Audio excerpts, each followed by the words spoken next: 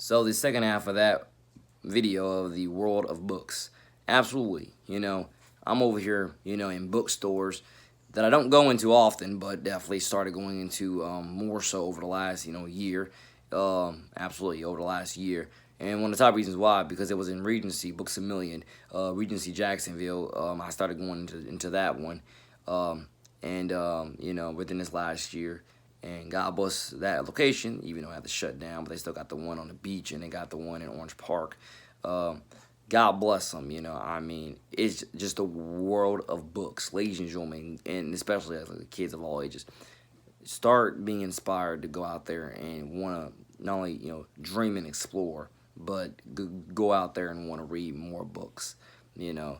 Let Indy set your mind free, especially from this, world that we live in today. Set your mind free and go read more books. And I'm thinking to myself, well, Nate, are you gonna do the same thing? Well, actually, I kind of am. I really look forward to that day eventually, where because I'm thinking to myself, am I just giving kids this advice and I'm not gonna take it my own self? Like, come on, Nate, you gonna do some of this yourself? Yes, I will. Cause that's the thing. If I don't read books with my time when there's nothing on TV, I'm either gonna take my dog for a walk, or I'm just gonna write more music, or I'm gonna take a drive. So I mean, either way it goes, I got stuff to do. Either way it goes, I'm gonna find something, something to do, you know. But yeah, but definitely whether I read them or I just collect them eventually, I'm definitely gonna try to do a good mixture of all of it actually, a good mixture of all of it. See, like I said before, I'm very cautious and aware of, of practicing what I preach when it comes to, talking to kids. Like I said before, I'm a role model, I'm a mentor, I'm a big brother. I literally market myself as such. And when I say big brother, like I say, I don't mean big brother to my own little siblings, but by birth, but a big brother to all you other kids out there, who look up to me for God first, any help, support, advice, encouragement, and wisdom, etc.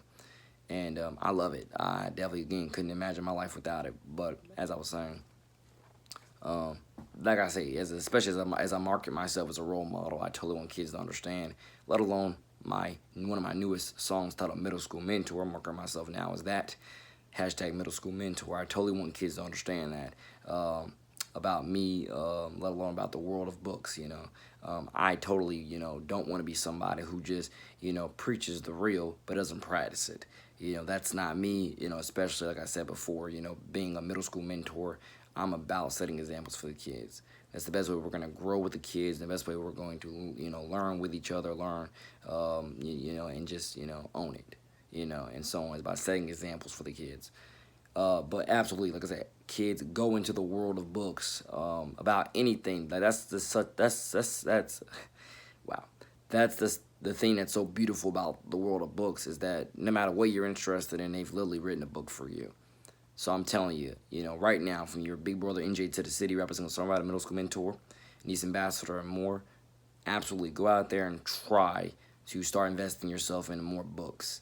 And I promise you, once you start asking your kids, not your kids, once you start asking your parents these questions about, about buying you more books for, Christmases, birthdays, other holidays, I'm willing to bet you 9 times out of 10, not only will they start looking at you crazy if you, are not used to reading a bunch of books, but but after they get all get off their shock of like, you asked me for a book instead of a video game, instead of a game console, instead of whatever you usually ask for, instead of a toy, instead of the new iPhone.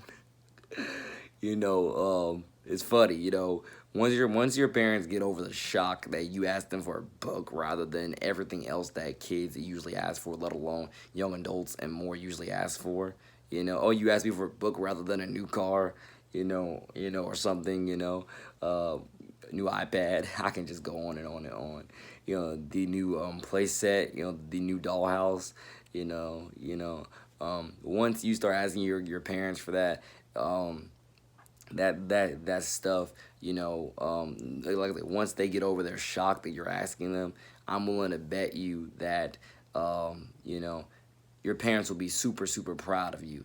And it's not to say they'll stop buying you all the other stuff. They'll still buy you it, but they'll buy it in confidence. They'll buy it in proudness. They'll buy it in character of like, what, this is, my kids growing up at the same time. I'm not just buying him or her, this usual gift because, they wanted it. I'm buying it because, I want to say they earned it, but I don't really know if that's the right word to put. But I think you understand the word that I'm looking for there. They won't just be buying for you anymore because you want it. They'll be buying it for you out of like, I don't know the word to put there with the phrase, but I'm pretty sure parents, you can you can guess it, because they'll be so happy that you also ask for a book, to enrich your mind and grow your knowledge on whatever it is that you're looking for, let alone a magazine, for God's sakes.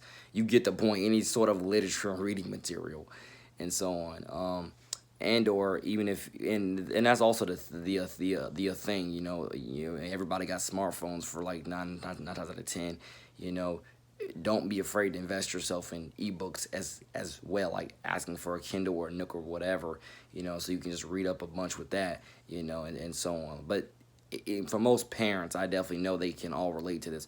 Once your kids start asking you for more books than ever before, I think, and dare I even say, is an interesting quote that just popped in my mind.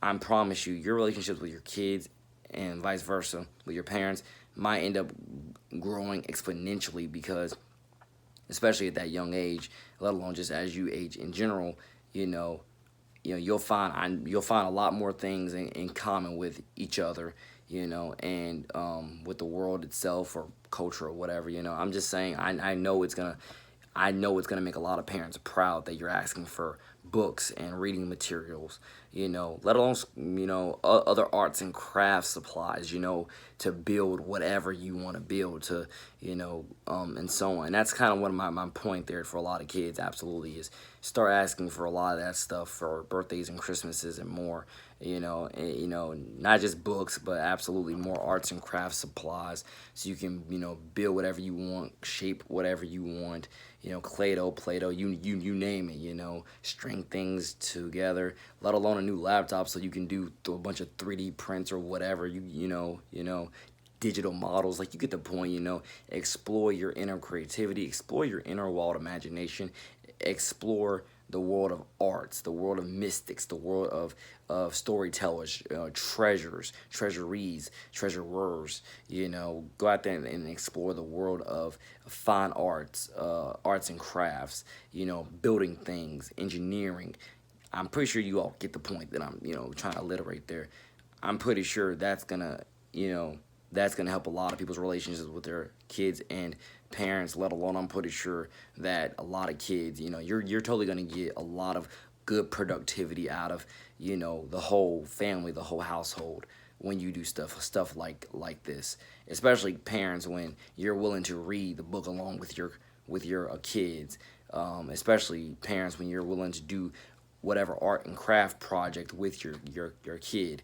I'm telling you, there's so many ways to bond and grow family time, and build those connections, that are, hopefully going to be stable and last forever. And I'm telling you, that's the pricelessness that you'll find in God's love, versus all these other, dare I say, versus all the other things that you usually buy your kids. But I think you understand, I mean, you can grow in anything that you buy your kid, but I'm definitely saying within those arts and crafts and books and stuff like that, over the more expensive stuff of, like, video games, a few doll houses, a few, Matchbox play sets. I mean, you can grow you can grow into all of it. You can totally build with your kid in all of it. But definitely when your kid starts asking for the more of arts and crafts and literature stuff, just, see how your world changes for the God first positive good. Let alone ask your parents for a Bible. I had to stretch my back out right there.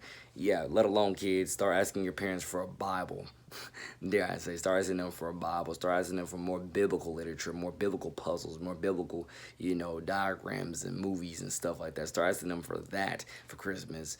And grow your faith, nurture your household in God's word, so God can shine his light. I'm telling you, families, parents, children, grandparents, or whoever, aunts, uncles, I promise you, when you take even a shred of this advice, I got that godly feeling in my soul, light bulb in my head, that's gonna change so many of your lives for the God first, good and positive.